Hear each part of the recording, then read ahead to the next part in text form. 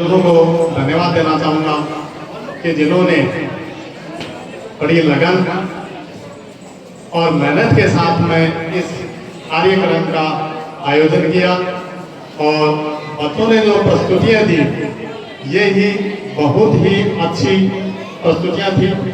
बीच बीच में जिन विद्यार्थियों ने इस 15 अगस्त के उपलक्ष्य में हिंदी के अंदर, राजस्थानी भाषा के अंदर वह एक बालिका ने इंग्लिश में भी उद्बोधन किया। ये बड़ी खुशी की बात है कि विद्यालय के छात्र इस तरीके से आगे बढ़ रहे हैं। साथ ही पिछले जो विद्यालय के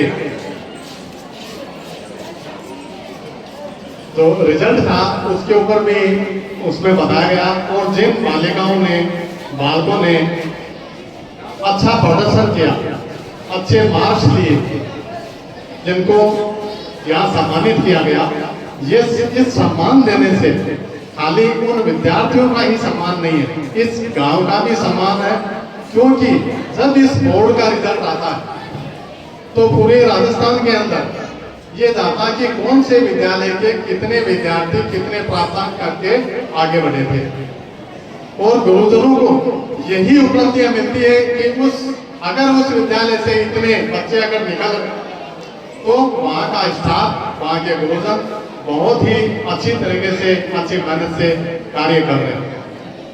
तो मैं आगे भी ये विद्यालय के गुरुजनों से आशा रखता हूँ कि आने वाले समय में भी इसी तरीके से विद्यार्थियों को प्रोत्साहित करते रहें और इनके उज्जवल भविष्य के लिए तत्पर रहें।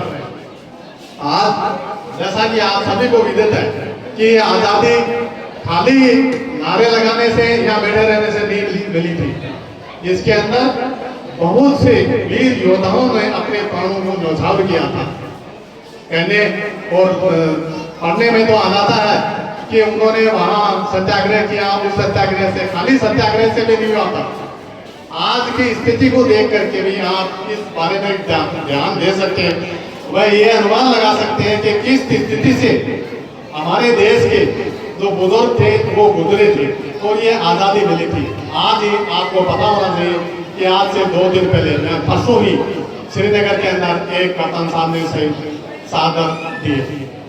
ये तत्पर चलता आ रहा है और ये तभी इस चीजों को रोक सकते हैं सब हमारा सबका ध्येय भारत के प्रति रहे। आज भी कुछ एक जगह के ऊपर राजनीतिक तौर पर हर चीज को देखा जाता है। तो मेरा आपसे यही अनुरोध है कि कभी भी देश के लिए तो सिर्फ देश के लिए, हर काम देश के लिए हो, न कि किसी जाति या धर्म से देखा जाए।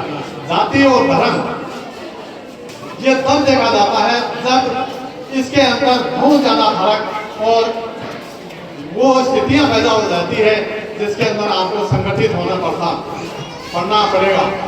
जैसा कि आज भी आप देख रहे हैं, न्यूज में भी सुन रहे हैं, जैसे बांग्लादेश के अंदर हो रहा है, किस तरीके से उन लोगों ने एक आज़ादी के लिए नहीं, जबकि उन्होंने ये दिया था कि विद्यार्थियों ने आज़ादी के लिए संघर्ष किया, लेकिन अगर वो आज़ादी के लिए संघर्ष करते तो वो किसी एक जाति विशेष या जाति धर्म के प्रति उनकी गलत भावनाएं नहीं होती। आज वहाँ की सेना भी दो उत्सव के अंदर बढ़ चुकी है। इसका यही कारण है कि हम इस को एक राजनीतिक स्तर के ऊपर ले जाते हैं। आप एक छोटे से कार्य को भी करके देखें, गांव के अंदर अगर कोई विकास करवाना है, विकास है, तो अगर उसको 2 पार्टियों में तो उलझा देंगे तो वहाँ आपका विकास नहीं हो पाएगा। वहाँ भी आपको संगठित होकर के, चाहे वो किसी भी पार्टी से ताल्लुक रखता हो या किसी पार्टी के प्रति उसकी भावनाएं हो, लेकिन अगर विकास का काम आता है तो उसके अंदर संगठित होकर के कार्य करना चाहिए। इसी प्रकार से देश की आज़ादी के लिए भी हर धर्म के लोगों ने देश में लड़ाई लड़ी थी और वो आज़ाद क्या करें। आज भी जो आप लोग यहाँ पधारे उन सबका मैं बहुत ही आभार व्यक्त करना चाहूँगा कि आपने इन बच्चों के लिए और देश के प्रति आधार करके यहाँ इन बच्चों का हौसला अफजाई किया। इसके लिए बहुत बहुत धन्यवाद। बोल भारत माता की।